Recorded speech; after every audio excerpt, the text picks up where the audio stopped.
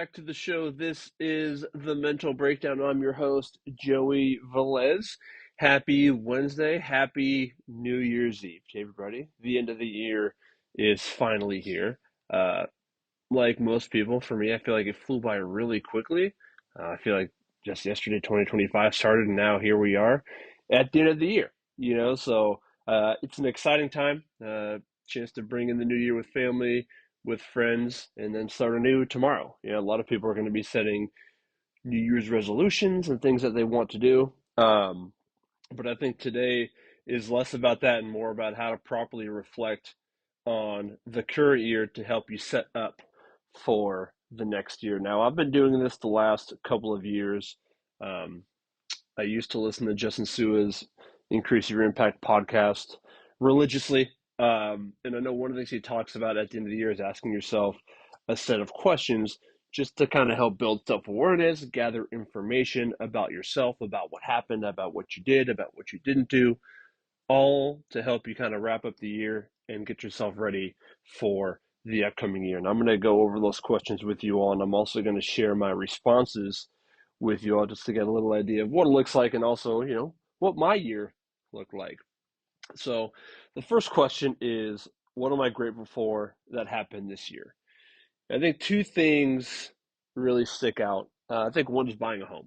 Um, I never really pictured myself being a homeowner based on, financial situation, opportunity, things like that, but I found myself a few months ago actually in a position to work and do that, so I've been in my house for 4 months going on five, and I gotta say, I love not being in an apartment anymore.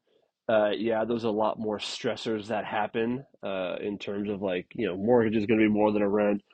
You got to fix everything yourself, things like that, But while it is stressful, it does feel nice to come home to my own property, to my own house, and just kind of live that lifestyle, So it's a very, very good feeling. It shows that I am doing something right uh, with working in my life. But I think the other thing is reconnecting with my girlfriend. Now, this happened towards the end of 2024, but we officially started dating back again at the start of this year. And I remember we were, dating a little bit at the start of 2024, and then we had a falling out. But I think her coming back into my life was something I needed and was looking forward to. I think when we ended, it kind of left a hole in my heart a little bit because, we got along well. There was a lot of commonalities. I had a lot of fun. And, that went away, something that I always missed. And then here we are reconnecting, almost a year later, and it seems like nothing changed, which was a nice breath of fresh air, So I'm really glad that that happened because it's provided me a lot of joy and laughs all throughout the year. Question number two: what are some hard things I had to overcome this year? I think the big one that sticks out is the feeling of being incompetent. Now, this shows up in, my relationship, my work, as a family member, as a friend. I feel like that emotion or thought has popped up a lot more than it has recently. Whether it was me losing my role at work, work not being as busy as it once was, not talking with my family and friends as much, upsetting people. I think the feeling of being incompetent has intensified this year. But I think what I have learned is that things aren't always going to go your way. Things aren't going to go as planned, but it doesn't mean that you are lesser. And I think it took me a lot longer to kind of realize that throughout the year. But I think it's something to acknowledge because those feelings are going to pop up, and that's okay. But I and you have control over how deep down that rabbit hole you go. So I think just finding reasons to show yourself why you are competent in friendships, relationships, things like that. Question number three: what did the current year teach me? Yeah, so what did 2025 teach me? I think the main thing that pops up is do what you got to do to keep moving forward. So I did have a change in role at work. I had a lot of difficulties and challenges with the last living situation at my apartment, but then I've also dealt with injuries this year. those are all situations where you can sit down and kind of sulk and feel sorry for yourself and things like that, but none of those can provide a productive solution moving forward. It's not to say you can't feel bad about those situations, but how do I continue to keep the ball rolling? How do I continue to put one foot in front of the other? So I think this year has taught me to do that. Especially with my injury that I've dealt with over the last couple months. It's easy to focus on. I talked about this yesterday. It's easy to focus on what I can't do, but well, what can I do? What can I do to kind of make this situation as best as it can? My role changed at work. So I could have sat there and complained about why that happened, or I can focus on, okay, well, like, what can I do now that I'm in this new role? So while those situations are going to happen, they don't have to keep you from progressing in your life. So continuing to focus on what you need to do to make sure you keep moving in the right direction. Question number 4: Who positively impacted my life this year? I kind of just talked about it, but my girlfriend, for sure. Like I said, she provides a lot of joy and love and happiness into my life. But I think the big thing is that she fills the emptiness that I was kind of starting to feel. I'm a person who values connection with other people. And I feel like, as you get older, as you live in new areas, it's harder to kind of develop those connections, and I think she filled that gap, so whether it's hanging out with her family, her friends, um, she has a child, so hanging out with her, getting really that family orientation back involved. I think she provided me that. She filled that gap of having a strong connection with a significant other, and I really value the time that we spend together or have spent together throughout this year. Question number 5: How am I different from the person that I was in January? So I think going into this year, I was always under the impression of, do what you want attitude, right? Like no matter what's going on in your life, like just kind of do what you want to make you happy, which I think is still relevant now. However, I think towards the end of the year, I've gone to, how do I bring others along with me? How do I take other people's thoughts, opinions, feelings into account? I think being, solo for so long, it's easy to develop that, well, I'm just going to go do this because I want to. Well, when you have other people involved, you can't just do that, right? Because you have other people you have to take into account for, So I think I've gotten a lot better at, and if I want to go do something, well, seeing if other people want to be involved first, instead of making a decision that's going to benefit me, really taking a step back and thinking, okay, well, like, how are other people going to be impacted with this decision? I think one thing I've always prided myself on is like the reason I do what I do is because I want to inspire, care for, motivate other people to live their best lives. So I think getting away from this do what I want attitude, it has now reinvigorated my why in taking care of other people as well. Question number 6: What relationships do I need to strengthen in 2026? So I think there's two people that come to mind here. So one is my girlfriend. And obviously the reason for that is because the plan for us this year is to kind of move in together, take that next step in the relationship. So I want to make sure that we are in a good spot and that when we do make that move, it's going to accelerate and enhance our relationship. Because I know sometimes there are relationships where once they move in with each other, that's when things begin to fall apart. So I want to do what I can to make sure that doesn't happen because this is something I really value. I would also say my coworkers, over the past year, based on experiences that have happened in the workplace, I've not been my full self. I've tend to shut down or isolate myself from everybody because I don't want to get in trouble. I don't want to upset anybody. But we're all in a similar situation. We're in a small town. We're away from our family.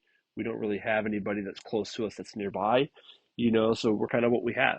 So I think in the upcoming year, being able to strengthen that relationship with all them through conversation, through hanging out, things like that, is going to provide a more positive experience in 2026. Question 7: What do I need to start doing? So I've been kind of starting to do this, but I think financial responsibility, with a house, with me being 37, I'm going to be turning 38 in 2026. I think just continuing to make sure that I make financially responsible decisions so that, when it's time for me to retire or you know, when I'm ready to take that next step in life, like I'm going to be financially ready to do that, and obviously having whether that's starting a family, again, moving in with a significant other, things like that. I want to make sure that the finances are aligned and make sure that those things are going to be as smooth as possible. So I think that's something that I want to start doing is be more financially responsible. What do I need to stop doing? Is question number 8. I think one thing is being hard on myself. You know, so I think part of that is continuing to soak in the small wins, which I do, but probably not good enough. When things go wrong, I immediately blame myself, which to me is taking accountability, but it can also, be a little bit, I don't want to say overwhelming, but probably too intense at sometimes. So I think, not being so hard on myself and just giving myself a little bit of leeway and understanding that, like, hey, I am learning. Hey, I don't know everything. It's okay to be wrong, and just kind of use that to kind of propel me forward. So if I stop doing that, I think 2026 is going to be a lot better for sure. What do I need to keep doing? Prioritizing my health, whether it's eating right, whether it's working out consistently. I think, yes, that provides a physical benefit, but for me, it also provides a mental benefit as well. I know if I'm being consistent with the gym, lifting weights, doing cardio 2, 3 times a week, just having that feeling of accomplishment, I think is going to do a lot for me in the upcoming year. And, I have a goal of cutting about 15 to 20 pounds. So I think if I continue to prioritize my health, I should be able to get there in no time. Question 10, what's one thing I can do to get 1% better every day? I think it ties into the last question. I think it's keeping my workout schedule, keeping that consistency. I know the latter half of this year, I was on a pretty consistent schedule, working out 4 or 5 days a week. Workout 2, take a day off, workout 2, take a day off, things like that. Um, and I noticed a lot of physical changes in my body, and I noticed a lot of, you know, changes in my mental as well. Obviously the last 2 months have been a little different because of my injury, but I think once that situation takes care of itself, getting back onto a consistent workout schedule is going to help me be the best version of myself each and every day, for all the people that are important in my life. And lastly, question 11: what's my why? And I did kind of talk about this earlier, but I think it's making sure to take care of others just as much as you take care of yourself. I believe that self care is very important, and that you truly can't take care of other people unless you learn to take care of yourself. However, that doesn't mean you have to stop caring for others. So I think just making sure that the people that are important to me are taken care of, regardless of how I'm feeling, but also still take the time to take care of myself so that I'm in a better situation, a better mental state to take care of other people. But I think that's going to be my why this year, is make sure to take care of other people so that they can live their best lives just as well as I can live my best life. So a little bit of a longer episode today. Okay, but I think it's important when you're reflecting on a whole year's worth of information to kind of take the time to do that, right? So just to kind of run back through those questions. So question 1 is, what am I grateful for that happened this year? Question 2 is, what are hard things that I overcame this year? Question 3 is, what did this current year teach me? Question 4 is, who positively impacted your life this year? Question 5 is, how am I different from the person that I was in January?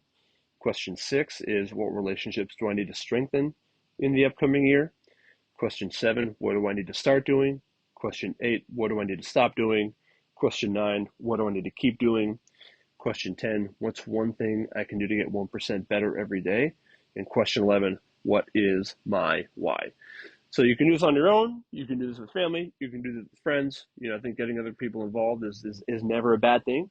But whether today, tomorrow, take the time, sit down, and just kind of review your year. See what went well, what didn't go well, and how do we make sure 2026 is the best year yet. And that's what I have for you all today. Thank you for your time as always. Appreciate y'all hopping on and listening. Don't forget to like, rate, review the podcast. Don't forget to download it and share it with your family and friends so that they get in on some of this action. And that's what I have for you all today. Be safe.